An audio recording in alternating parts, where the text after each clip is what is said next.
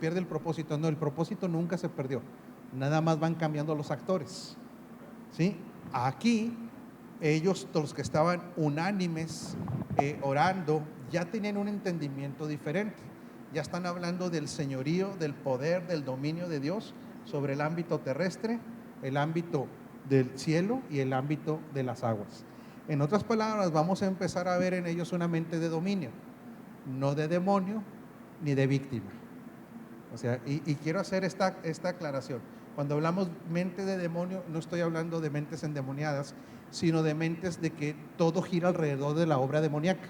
No, aquí esta mente de dominio gira en torno a la obra de Cristo, que esto es muy diferente.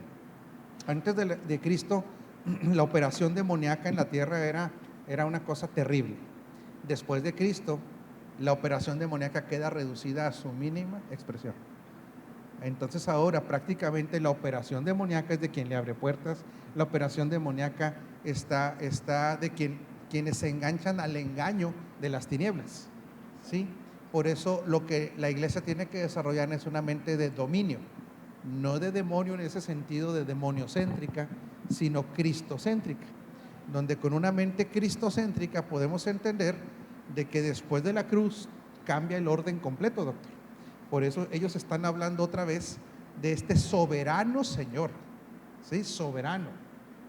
Le están poniendo en su soberanía el control total. Ahora Dios no lo perdió el hombre. Esto es lo que hay que entender, ¿sí? El propósito eterno quedó ahí para ver quién lo ejecutaba. El hombre perdió, pero ahora es recuperado por el Señor. Y al hablar de la soberanía volvemos a entender esta potencia, este dominio de Dios, que ahora ya tiene representantes legales en la tierra, pero al nivel, Leti, del Espíritu, hijos recreados, ¿verdad? Y en ese tiempo quizás no se había, pues no estaban las cartas paulinas, no se había revelado que la iglesia iba a estar dotada del poder para cambiar las cosas, ¿verdad? Entonces, ¿quién reveló esto? El Espíritu Santo. Porque definitivamente no había cartas paulinas, no había más, pero el Espíritu ya estaba trabajando en ellos, en este cambio de mentalidad, aparte de los 40 días que habían sido impartidos también de una, pues imagínense, la Universidad del Reino, la clase dada por el Cristo resucitado, nada más, ¿verdad? Nada más y nada menos, señor Ortiz. Y aquí vemos entonces cómo se van a empezar a hablar otra vez del dominio. Dice, tú por medio del Espíritu Santo dijiste en labios de nuestro padre David. Acuérdese que están orando en ese momento, tu siervo. ¿Por qué se sublevan las naciones y en vano conspiran los pueblos? Los reyes de la tierra se rebelan y los gobernantes se confabulan contra el Señor y contra su ungido. Cuando vamos a esa palabra, es el Salmo 2. Dice que después de la confabulación de todos ellos, Carmelita, dice que hay una reacción de Dios. ¿Cuál cree que es la reacción de Dios después de la confabulación de los reyes de la tierra? No, a lo mejor ya no nos regresamos, pero ¿qué cree, doctor, que dice? El Señor se reirá de ellos. O sea, no están recordando esto para una situación de angustia. Sí, no están diciendo, ay, Dios mío, se nos vino el problemón. No, están recordando el Salmo 2.6, el Salmo 2, donde se habla otra vez del dominio del reino.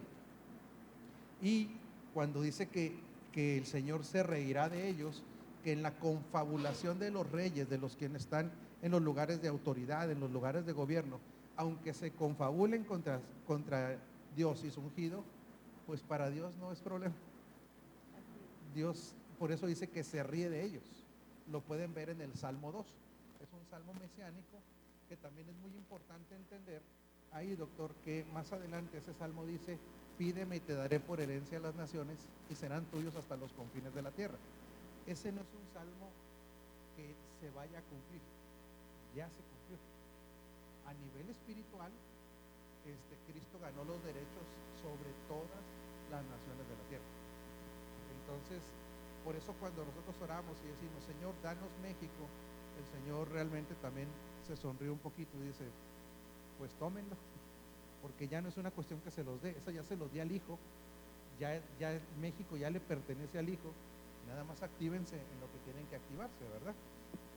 Ese es el problema de haber orado tanto tiempo sin entendimiento, porque se hacen vigilias, ayunos, llanto, dame México, me muero, perdónanos el pecado de los ancestros. Se hacen unas cosas que no tienen nada que ver con el orden del nuevo pacto.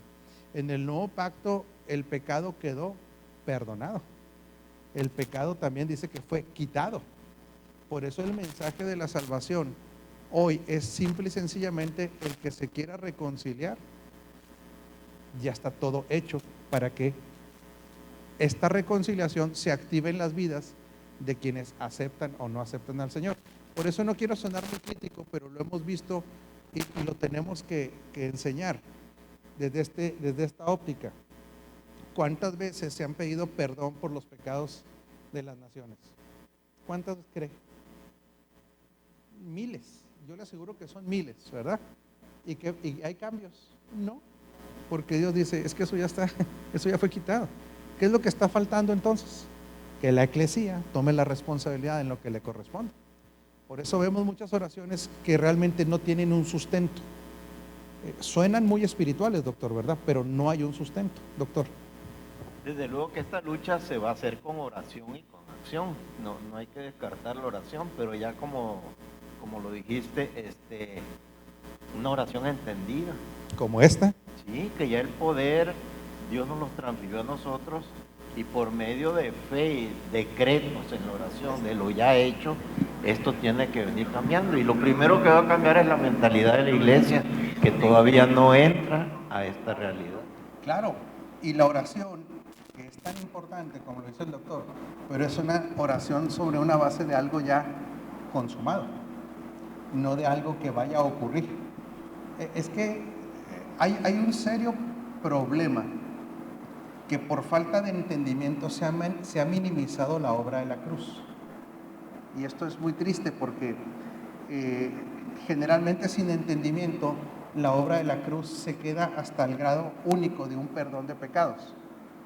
La obra de la cruz es un cambio de todo el orden. La obra de Satanás lo pone por debajo de los pies de la iglesia, y no nada más eso, dice que lo exhibe y ¿qué más le hace? Lo despoja.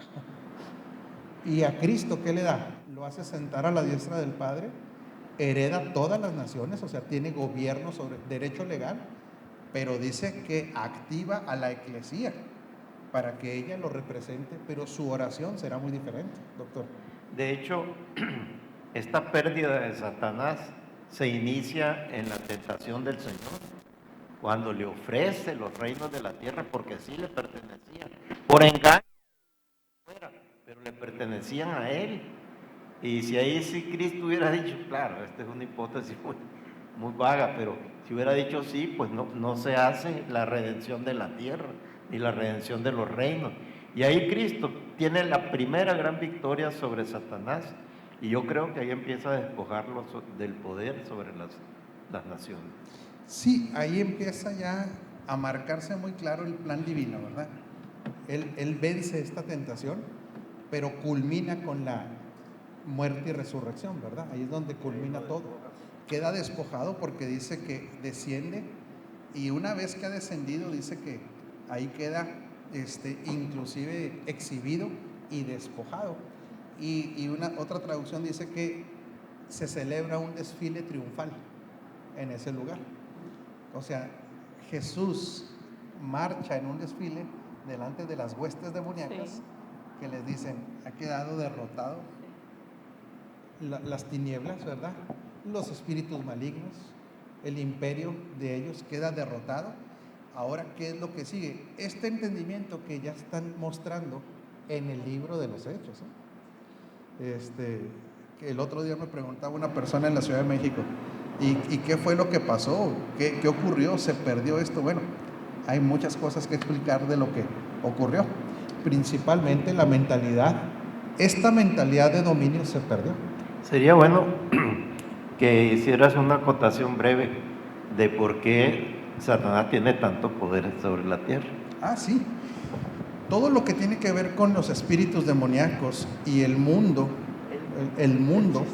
como sistema, es un sistema elaborado por el diablo, llamado padre de mentiras.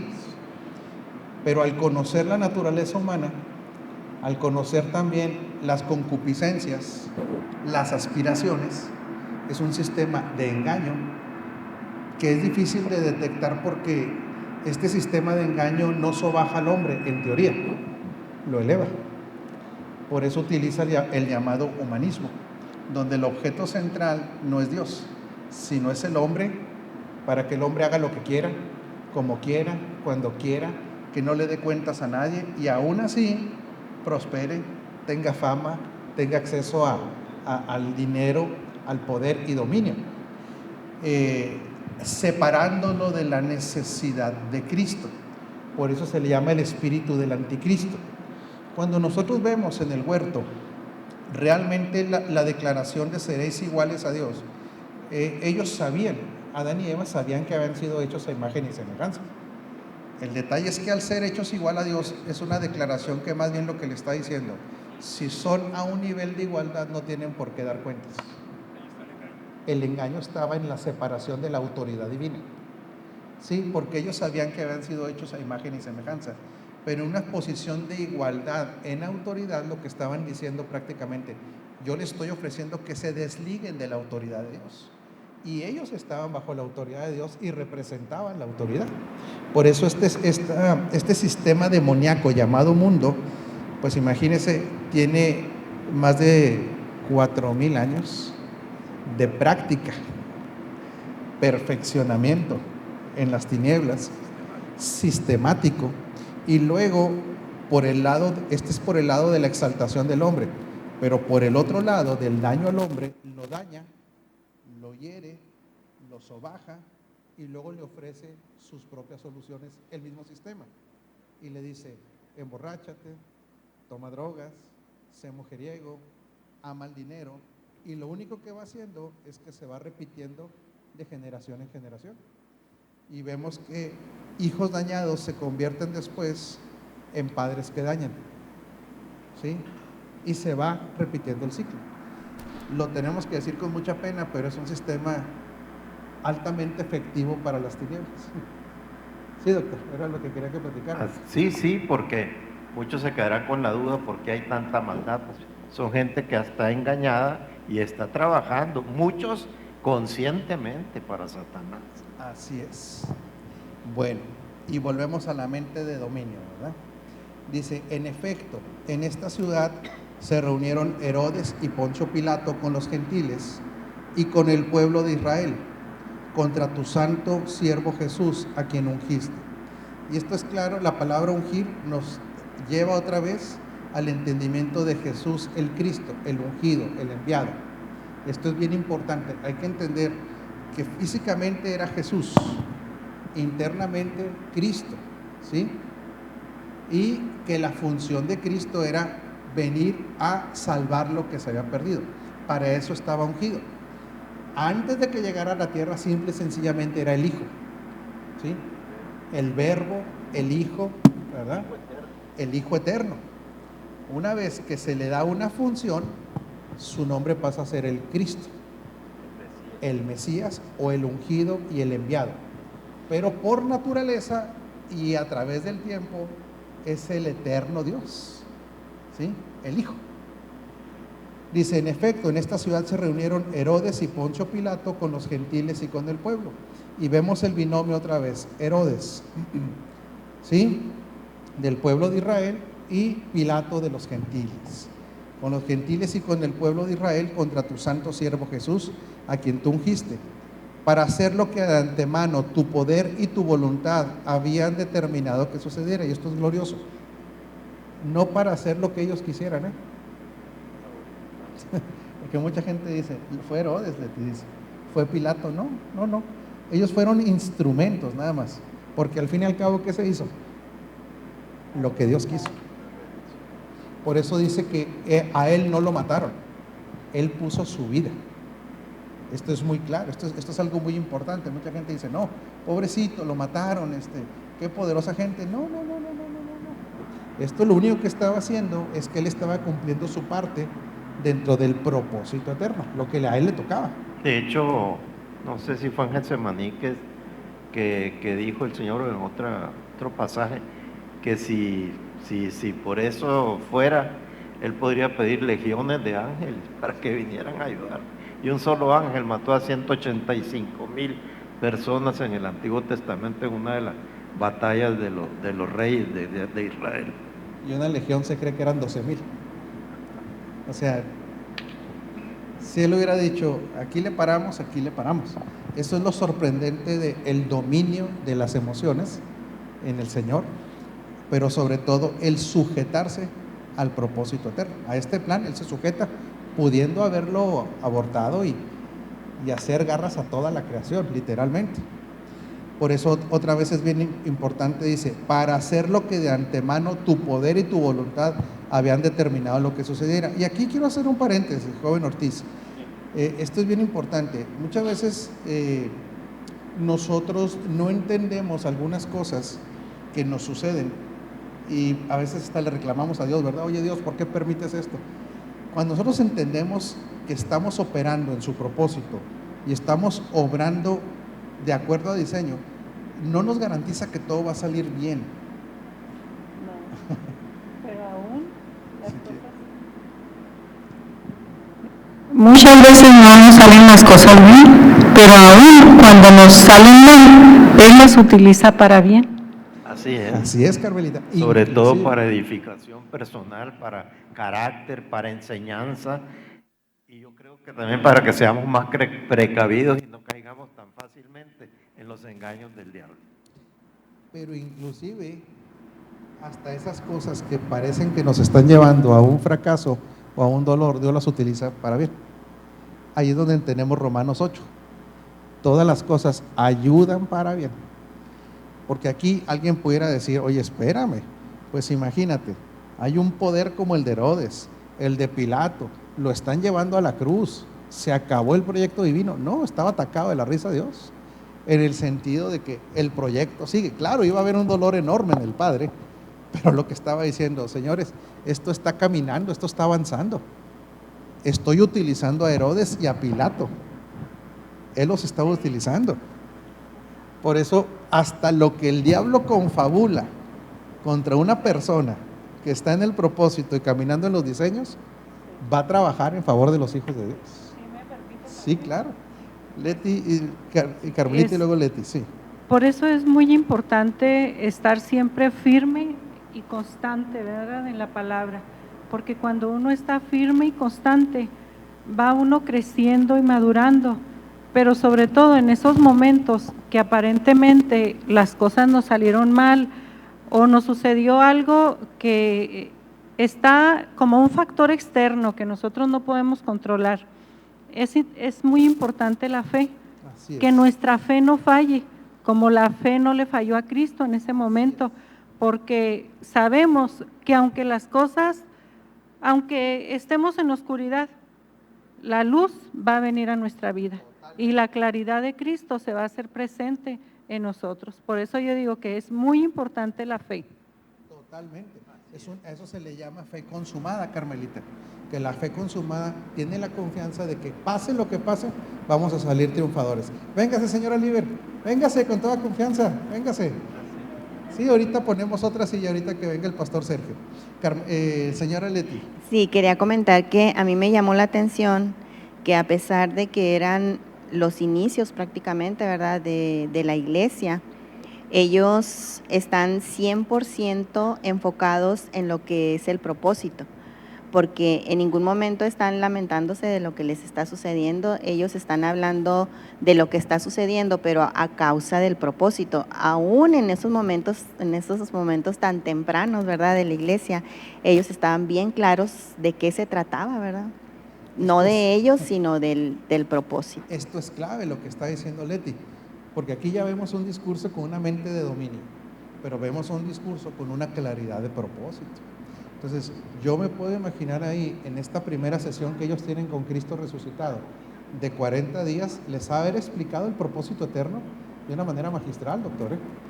O sea, les ha de haber dicho, señores, mire, ustedes están concluyendo como el pueblo judío que estaba esperando su Mesías, que a lo mejor ustedes también tenían la esperanza, de que el pueblo de Israel fuera elevado a una gloria como no la había tenido ni siquiera David.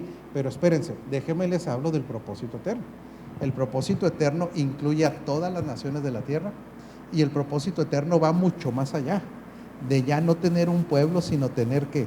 Una familia. O sea, ahora, en vez de que Dios estuviera tratando con personas escogidas, pero seres humanos, en el propósito eterno Dios tiene personas que tienen la naturaleza divina. Si Cristo no muere, la naturaleza divina no hubiera sido impartida en nosotros. Entonces ellos ahora sí vemos claramente una mentalidad completamente distinta. Probablemente quien los estuviera oyendo diría que estaban locos, ¿eh? Es lo que ahora nosotros deberíamos definir. Yo sé que todos tenemos algún tipo de presión familiar, amigos, pero nuestro lenguaje ya no debería ser diferente más que de una fe consumada. Ahorita lo que decía Carmelita, que nosotros entendemos quiénes somos y para qué estamos aquí.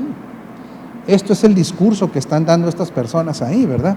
Y por eso dice, aunque sean Herodes y Poncho Pilato, dirían, no se llamaría, no, pero no era Poncho, ¿eh? No era Poncio, no era Alfonso Pilato, era Poncio, que no era Poncho. Es lo que está diciendo, aunque estas personas eran, imagínense, autoridades de altísimo nivel, Dios los usó para el cumplimiento del propósito eterno. Por eso dice, para hacer lo que de antemano tu poder y tu voluntad habían determinado que sucediera. De antemano, ¿cuándo fue, Leti? ¿Cuándo cree? Desde el Antiguo Testamento. Desde el Antiguo Testamento. Antes todavía. Sí, desde antes Desde- de la creación. Antes de la creación del mundo. Sí. Desde la eternidad. Por eso siempre que nosotros estudiemos, nos tenemos que remontar, cuando hablamos de propósito eterno, nos tenemos que remontar no a un evento terrenal, lo que pasó antes de que existieran cielos y tierra. Sí. Es más, no había cielos. Cielo como ámbito gubernamental siempre ha existido, pero los cielos, lo que tiene que ver con esa nación celestial, tampoco, hubo un tiempo que tampoco existió. No, únicamente el Dios Trino Nada más existía. ellos. Ahí, cuando estaban ellos solos, los tres, fue cuando se planeó todo esto. Por eso todo lo que se crea en el cielo y en la tierra es para el Hijo, es por el Hijo, a través del Hijo. Por eso volvemos otra vez de que todo es cristocéntrico, absolutamente todo es cristocéntrico. Entonces, cuando se está hablando determinado que sucediera, fue en aquel tiempo, cuando no existía más que ellos tres, ¿verdad? Ahora, Señor, pero aquí viene algo muy interesante también. Fíjese bien, señora Liber, ¿sí alcanza a leer, señora Liber? Estamos en Hechos 4:29, es que tengo vista de águila, Liber, todavía. Sí, mire, en serio alcanzo a leer desde acá. Viene a tirar carrilla la señora Liber. No, dice el 4:29, ahora, Señor, toma en cuenta sus amenazas. O sea, no está diciendo, ahí como quiera nos vamos, no. Está diciendo, esta gente se está metiendo contra tu propósito. Esto es clave, ¿eh? Y está muy fuerte. Y dice, y concede a tus siervos el proclamar tu palabra sin temor alguno. Lo que decía ahorita usted, mija. Se reveló el propósito. ¿Qué están diciendo? Le damos. Nada más que, Padre, te encargamos a estos. Sí, me capta. O sea, ellos quieren detener el avance del reino, quieren que nosotros abortemos el propósito. No lo vamos a hacer. Concédenos valentía. Pero que quede muy claro, por eso dice, Señor, toma en cuenta sus amenazas. No sé cómo diga Reina Valera, Oliver. Mira sus amenazas. Entonces lo que está diciendo, Padre, lo que te toca hacer a ti, tú hazlo.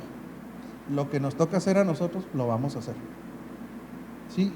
Por eso vemos versículos tan fuertes más adelante, cuando Pedro dice, encárgate del herrero. ¿Se acuerdan? Uno que lo persiguió, que lo molestaba. Pablo. Pablo. Nomás que no me acuerdo el nombre del herrero. No sé si se acuerdan. ¿No será Demas? No. Ahorita a ver si lo encontramos. Este herrero lo había perseguido, lo había tratado de hacerlo abortar el propósito. y dice que se lo encargó al Señor. O sea, en otras palabras, yo voy a hacer lo que tú me estás pidiendo, pero de la gente o de los que conspiran contra el avance, tú encárgate, ¿verdad? Es lo que está haciendo aquí. ¿Por qué tenía que llegar a ese nivel los apóstoles? Porque este proyecto ya no podía fracasar. Ahorita vamos a ver inclusive hasta en esta etapa tan importante, era esta etapa que tenía que ser sustentada inclusive financieramente, que Dios a los que traicionaron en ese tiempo, quiero que quede muy claro, en ese tiempo, porque estaba confirmando la autoridad apostólica, hubo dos que se quisieron burlar del Señor, Ananías y Zafira. Y viene una respuesta contundente, donde Dios le da un soporte a la autoridad apostólica para que no haya duda de que este plan no iba a fracasar y de que nada ni nadie se iba a oponer a ello. Entonces, ¿qué hizo Dios en este tiempo? Estaba confirmando la autoridad apostólica, pues con milagros, de una manera sobrenatural. Entonces dice: ahora, Señor, toma en cuenta sus amenazas y conceda a tus siervos el proclamar tu palabra sin temor alguno. Por eso, fíjese lo que ellos están pidiendo: extiende tu mano para sanar y hacer señales y prodigios mediante el nombre de tu santo siervo Jesús. Entonces, lo que está diciendo aquí, de los que se quieren oponer, tú te encargas. A nosotros danos valentía, pero Alejandro el Herrero, gracias, mijo. Sí, Alejandro, después leemos ahí, si busca un poquito más, mijo, a ver qué dice de Alejandro el Herrero, qué tiene que hacer Pablo, porque ya lo tenía finto, ya lo traía. ¿Cómo dice? Alejandro el Herrero me ha causado mucho daño, el Señor le dará su merecido por lo que ha hecho. Ahí nomás, porque le había causado mucho daño. Pablo dice: este cuate la trae, o sea, ha conspirado, me ha dañado. Yo considero por ahí, porque no quiero ser dogmático, pero creo que inclusive el daño había sido físico. Y él dice: tú te vas a encargar del Señor, yo no me puedo detener. ¿Se encargará Dios? Válgame. El Señor nos dice el micrófono. Y qué dura oración, porque el Señor nos instruye a orar por nuestros enemigos, muestra cierta compasión, pero cuando ya uno pone en esa oración a ese enemigo, cuidado. Toda la razón, señor Ortiz. Él nos dice que nosotros no tenemos que guardar ninguna situación de índole de coraje personal ni odio, orar por los enemigos, pero una vez que alguien se ha declarado enemigo del propósito, es otra cosa. Eso es lo que tenemos que diferenciar. Nosotros, nadie le vamos a caer bien a todo el mundo. O sea, a nivel personal, nadie es monedita de oro, como se dice en México, ¿eh? Willy le ha de caer mal a algunas personas, la señora Carmelita le ha de caer mal a algunas personas, yo le caigo mal a muchas personas. No hay problema, esto es de índole personal. Pero una vez que alguien dice: vamos a conspirar contra el reino, vamos a evitar que esto ya no es un problema de índole personal, es una situación completamente diferente, ¿verdad? ¿E intervendrá Dios, doctor? Pues no es el único caso, ¿eh? Hay otro caso, no sé si fue en Chipre, donde un hombre andaba destruyendo todas las bases del evangelio que andaba predicando Pablo. No sé si se llamaba Elimas, me parece, el mago. Y Pablo le da un decreto y se queda ciego. Esto, analizado espiritualmente, es el poder de hacer milagros, aunque en lo negativo, ¿verdad? Por supuesto. Pero es que se estaba metiendo contra el propósito eterno. Es que ese es el punto. Nosotros ya tenemos que diferenciar los que nos persiguen, nos critican por una cosa personal, pues son libres de hacerlo, libre. Usted le cae mal a gente, ¿sabía? Sí lo sabía, ¿verdad? No, le cae más bien que mal. Yo le de caer, bueno, no, estoy seguro que le caigo mal a personas. Usted, señora Leti, así tan bonita señora y todo, le cae mal a gente, ¿sabía? Pero cuando es de índole personal, no pasa nada. Pero su nombre está escrito en el libro de la vida. Perdón, señor. Su nombre está escrito en el libro de la vida. Claro, nosotros, y sobre todo, que nosotros cuando estamos trabajando, aún con errores, porque no hay quien no se equivoque, pero se trabaja por causa de un propósito eterno, para que el reino se expanda, y de repente salten los enemigos del propósito o enemigos del reino, Vemos aquí cómo los apóstoles están diciendo, de esos encárgate tú, ¿verdad? O sea, en otras palabras está diciendo, tú sabrás cómo tratarlos. Ya no nos corresponde a nosotros, pero la obra no va a parar jamás. Es que esto no puede parar, no hay poder humano que lo pueda detener. Por eso nosotros no sabemos que pertenecemos a un reino que dice la Escritura, inconmovible. Oiga, pues si han caído naciones enteras, cayó todo un sistema como el sistema comunista y seguirán cayendo. Sí, el sistema comunista, perdón, lo que se le llamaba la cortina de hierro, todo lo que representaba, muy poca gente sabe que uno de los iniciadores de esta caída fue un pastor que estaba orando por libertad para que el evangelio llegara a esas naciones. Era un pastor que oraba y oraba y oraba. Inclusive parece que uno de los lugares donde oraba era el muro de Berlín. Entonces, no, yo quiero que lo sepa usted, mi querido hermano en Cristo, no hay nadie que pueda detener esto. ¿Que ha habido mártires? Sí los ha habido, pero los mártires ponen su vida con gozo.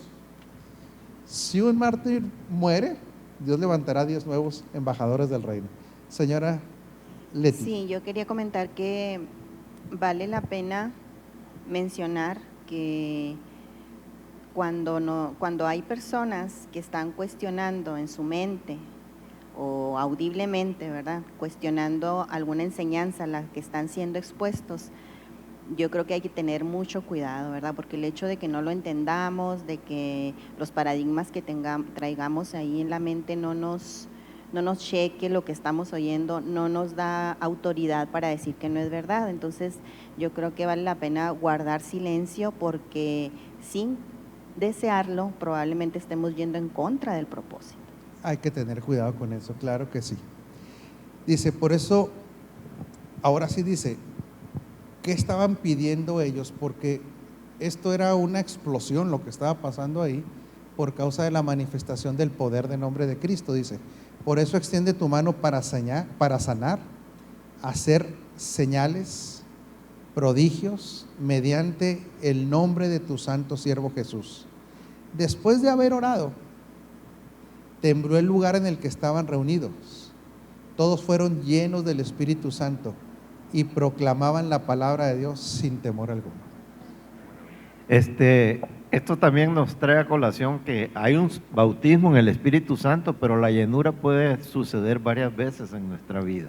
Claro, esta llenura la podemos identificar más como una manifestación o plenitud. Lo que está dentro se expresa a plenitud. Nosotros estamos llenos del Espíritu Santo, pero esto de lo que está hablando es una manifestación de esta plenitud. Y para valor. Y da valor, equipa. Por eso muchas veces cuando la gente dice, el Espíritu Santo, son los dones. No, es mucho más. Los dones es un área, ¿sí? Los dones del Espíritu, pero ¿qué vemos de las capacidades del Espíritu Santo? Formar a Cristo, manifestar a Cristo, valor, poder, perdón, hijo, amor, enseña, redarguye, carácter, ayuda, consuelo, domina, o sea, todas las características. Por eso el Espíritu Santo no lo podemos encasillar solamente en los dones, ¿sí?, sino en todo esto. Claro, nos lleva a una vida de disciplina también. Nos pasamos entonces al 4:32.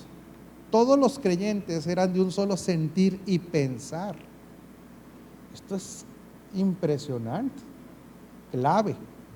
Nadie consideraba suya ninguna de sus posesiones, sino que las compartían. Sentir y pensar. En otras palabras, vemos una renovación del entendimiento. Ya no estaban pensando como religiosos, ¿cómo dice Eliber? De un solo corazón y un alma. En otras palabras, unánimes, pero vemos que el alma se había alineado al espíritu. Así es como lo podemos entender. Lo que ya estaba claro. ¿Qué tenían ahora? Claro, el propósito estaba claro. Tenían claro quién era Cristo. Ahora tenían la revelación de Cristo, ¿sí? No tenían las cartas paulinas, como dice el doctor, no existían todavía, pero el Espíritu ya estaba manifestando la vida del Espíritu. Por eso vemos que a los Gálatas, ¿por qué lo reprenden? Porque dice, empezaron bien. ¿Empezaron por qué? Por el Espíritu. Espíritu. Por el Espíritu. En otras palabras, esto es muy fuerte lo que voy a decir, Liber, pero aún antes de la palabra escrita del Nuevo Testamento, ya se experimentaba sin las cartas la vida del Espíritu. En otras palabras, fíjese qué importante es esto. Las cartas lo que hacen es que explican la vida del Espíritu. Explican ahora esta nueva creación. ¿Quién había vivido en el Antiguo Testamento por el Espíritu? Nadie. Se usaba el Espíritu, pero temporalmente llegaba y se iba. Por eso, ¿cuál era la frase del Antiguo Testamento cuando hablaban del Espíritu de Dios? Así dice el Señor. El Espíritu vino sobre. Esa era no tenían la vida del Espíritu, nomás tenían visitaciones. Por eso en el Nuevo Pacto ya no hablamos de visitaciones, hablamos de una residencia no temporal tampoco, permanente, plenitud.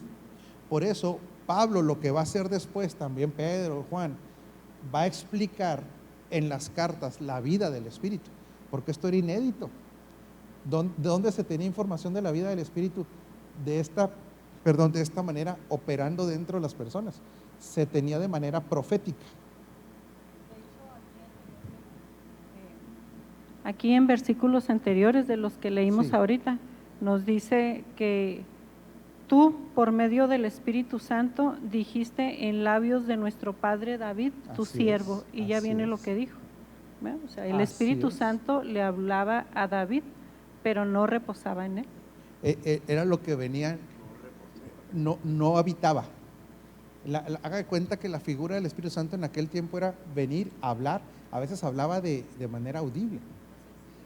Los inspiraba, a veces audible, a veces por el profeta, pero no existía la vida del Espíritu. Esta vida del Espíritu no solamente es el Espíritu Santo, es la vida recreada de nuestro espíritu, donde ahora vive el Espíritu Santo, El Espíritu nuevo. el nuevo espíritu, resucitado, la nueva creación, la nueva naturaleza. Por eso es tan importante entender que todo esto fue después de la cruz. O sea, cambió todo el orden, líder. Por eso ahora el apóstol Pablo después habla de que somos una morada permanente, para que habite Cristo permanentemente. Ya está hablando de otra connotación. Por eso el templo es removido, no queda piedra sobre piedra, porque ahora opera otro templo. Un templo que ya no está hecho con materiales, así es, sino hecho con piedras vivas. Por eso volvemos otra vez de que nuestro lenguaje tiene que ser del nuevo pacto, en el entendimiento también. ¿Y qué era lo que estaba pasando aquí, Liber? Eran el corazón, en otras palabras, la mente, el entendimiento, se había alineado a esta vida del Espíritu. ¿Cómo se alineó? Ay, carajo. ¿Cómo fue que se alineó? Pero el nuevo nacimiento no cambia la mente. Por la renovación del entendimiento, ¿Y con por qué? la palabra, ¿Con qué? por el entendimiento. ¿Pero cuál palabra? El Espíritu Santo. Pero no había cartas. Ah, están hablando. Ándele. Aquí vemos ya que hay una unidad de pensamiento y el corazón está alineado ahora. Es el espíritu del hombre, dentro de sus características, tiene la intuición, que se intuye las cosas divinas por el puro espíritu, aunque no hubiera carta. Yo creo que estos hombres recibieron esto por la intuición. Pero eso está en el espíritu. Sí, en el espíritu. Y en la mente, porque ya se va alineado. Se iluminó la mente. Es que esta es la clave por lo cual la gente no debe dejar de congregarse. Porque esta mente sí fue alineada por 40 días de entrenamiento. No eran las cartas de Pablo, no había cartas de Pedro todavía. Pero ¿cuánto hacía que los habían metido 40 días intensivos? ¿Qué les alineó? La mente. Sobre todo, quitarles la idea, ¿verdad?, de que en Israel estaba puesto todo el plan de Dios, ¿verdad? Que ya no iba a ser eso, sino que iba a ser un pueblo en que se derribaba la pared divisoria entre gentiles y judíos, ¿verdad? ¿Sí? Y era universal, no enfocado en una sola nación. Por eso hoy los que nacen de nuevo han nacido del Espíritu, tienen la intuición, tienen la guía, pero en la mente vamos a entenderlo de esta manera. El Señor les puede traer la revelación de todo lo que es Dios, pero ¿cuánto tiempo llevaría? Imagínense, bebés en el Espíritu, aprender a discernir, aprender a aprender, ¿sí? Y desaprender es un proceso que puede ser lento. Las cartas aceleraban este proceso. Por eso las cartas lo que hacían era que confirmaban lo que en el Espíritu ya estaba operando. En otras, por eso las cartas de estos apóstoles lo que hacían era explicar, esto eran antes ustedes, borrachos, mujeriegos, eran todo esto eran antes, ya no lo son. ¿Qué está explicando? Que ahora en esta nueva naturaleza ellos ya tienen un nuevo estilo de vida y las cartas explican lo que está ocurriendo en este espíritu recreado. Por eso las cartas de una u otra manera servían como un control de calidad de lo que ya en el espíritu estaba operando. Por eso vamos a hacer un ejemplo así muy curioso, señora Leti. Vamos a suponer que alguien nace de nuevo en una isla desierta, sin Biblia. El Señor quizá no le enseñe Biblia, pero le enseña la vida del Espíritu, que está sustentada después, que está explicada en la Biblia. Sí, me explico. Porque ellos, por eso dice que en este pacto, disculpen, no lo digo yo, lo dice la Escritura, dice que hasta el más torpe, ¿qué le ocurre? No se sale. ¿Por qué? No se extravía. ¿Por qué? Porque está depositada las instrucciones en el Espíritu. Por eso a los Gálatas les dice insensatos. Ya estaban aprendiendo a caminar en esta vida del Espíritu. Viene alguien y los mete otra vez a un orden de legalismo y de reglas humanas. Ritualismo. Entonces, ¿qué es lo que está haciendo el apóstol Pablo? Estas cartas eran individuales, o sea, era para los Gálatas. Ellos la reciben así. No es que recibieron una Biblia donde venía la carta a los Gálatas. Era una carta, un escrito donde decía: Gálatas, miren, ustedes déjenme les explico. La vida del Espíritu ya estaba operando, ya estaban siendo guiados, ya lo estaban oyendo, ya estaban disfrutando de esto. ¿Sí? Viene alguien que quiere regresarlos a los ritos y ustedes han dejado la vida del Espíritu para irse a los ritos. ¿Por qué les diré insensatos? Porque había más riqueza en la vida del Espíritu que en los ritos y en las tradiciones. De hecho, ahí también, como todos sabemos, se llevó a Pedro de frente, ¿no? Porque Pedro, el apóstol, nomás veía que llegaban los judaizantes y se comportaba como judío. Le daba mello, mucho mello. Y ya no comía con los gentiles cuando estaban los supervisores judíos y otros detalles, ¿verdad? Y San Pablo le llama que esa era hipocresía. Claro, Pedro cae en esa tentación de quedar bien con un sistema de ritos obsoletos, ¿verdad? Bueno, se nos está acabando el tiempo. Dice: todos los creyentes eran de un solo sentir y pensar. Nadie consideraba suya ninguna de sus posesiones, sino que las compartían. Y aquí quiero ser bien claro, porque mucha gente se radicaliza en estos versículos, doctor. Mucha gente dice: Dios no considera que hay propiedad privada. No estaba hablando de eso. O sea, después no vemos jamás en las cartas de que haya instrucciones de vender todo o vivir en una comuna. No hay tales instrucciones. ¿Qué era lo que estaba pasando más bien, doctor? Era una época que se necesitaba levantar totalmente todo, entregar todo por esta nueva visión de Dios, ¿verdad? Y era la única forma. No había otra. No había otra forma. Y como tú dices, esto fue pasajero porque nomás vino la persecución y la iglesia empezó a huir a distintos lugares y ya no se siguió esta costumbre. Ya no se sigue, pero tenemos que aprender aquí de que sí hay un desprendimiento del materialismo. Esto sí lo tenemos que ver, porque dicen, nadie consideraba suya ninguna de sus posesiones, sino que las compartían. En otras palabras, aquí el materialismo queda anulado, que eso también debe quedar anulado en nuestras vidas, ¿verdad? De hecho, como entendidos en el nuevo pacto, sabemos que lo que tenemos no es nuestro, Así es. sino que es propiedad del Señor, puesto que Él es el dueño del oro y la plata. Así es. Y nosotros solamente somos administradores de lo que el Señor nos ha dado. Así es. Así es. Y es una administración de índole individual, ¿verdad? Pero todo le pertenece al Señor.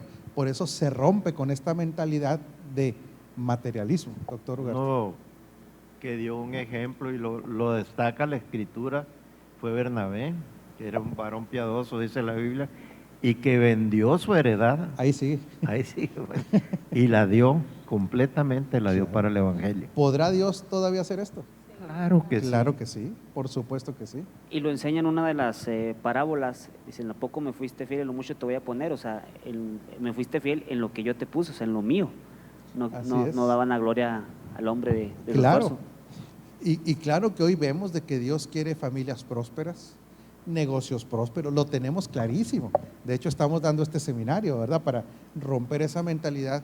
Pero el principal objetivo de que prosperemos es financiar el propósito eterno. Y nos da para disfrutar de las riquezas a nivel familiar, a nivel individual, porque vamos a ver que después, en la carta a Timoteo, Pablo dice que las riquezas hay que disfrutarlas, ¿sí? Pero que dice que la confianza no puede estar en ellas. O sea, más adelante llegaremos ahí, o vea el curso de los martes, ¿verdad? Pero aquí hay un desapego por lo material. ¿Por qué? Porque cuando el apego a lo material es más importante que lo espiritual, ya se rompió el orden. Sí, es que ahí esa es la tentación que hay, ¿verdad? Y que debemos estar atentos a eso. Claro. Cuando no está esta revelación, la seguridad está en lo material y no en lo espiritual, puesto aquellas personas que ni aún conocen, ni han recibido el Señor, ni han nacido de nuevo, su dependencia es totalmente de lo material o de las relaciones que puedan tener. No pueden confiar en algo que no ven. Yo voy a confiar en lo que dice la cuenta de banco.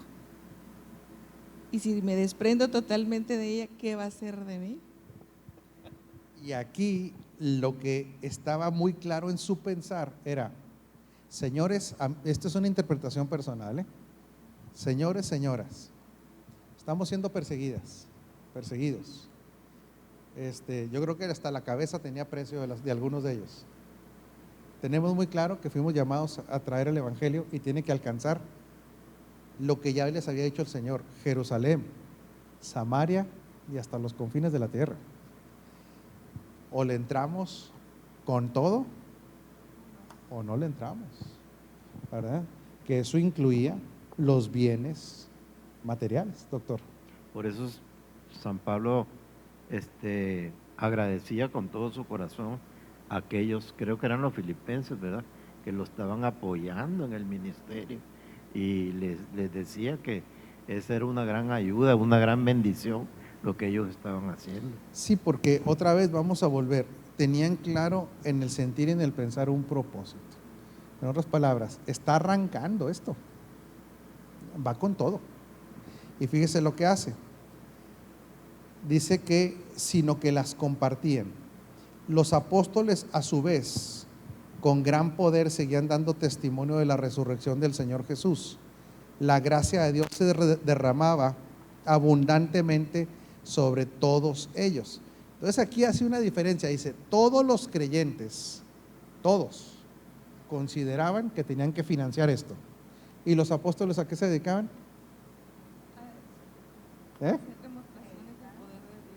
Los apóstoles, a su vez, con gran poder seguían dando testimonio. O sea, ellos decían, señores, las finanzas van a fluir, tienen que seguir fluyendo. Nosotros tenemos que hacer a lo que fuimos llamados, al Evangelio del Reino, el Evangelio. Dice, seguían dando testimonio de la resurrección del Señor, la gracia de Dios se derramaba abundante sobre ¿quiénes? Sobre todos ellos. pues no había ningún necesitado en la comunidad. Qué interesante esto. Por eso jamás se podrá defender la teología de la pobreza, jamás. Aún en este momento crítico de arranque, ni siquiera había necesitados. O sea, todos estaban bien, no había problemas, todos estaban bien. Dice, quienes poseían casas o terrenos los vendían, llevaban el dinero de las ventas y lo entregaban a los apóstoles para que se distribuyera a cada uno su necesidad. En otras palabras dicen, este proyecto lo vamos a arrancar y los que representen este proyecto, nadie va a tener necesidad para que no se distraiga del proyecto, ¿sí? Y José, un levita natural de Chipre, a quien los apóstoles llamaban Bernabé, que significa consolador, era un hombre de un corazón apacible, bueno, paternal. Vendió un terreno que poseía, llevó el dinero y lo puso a disposición de los apóstoles.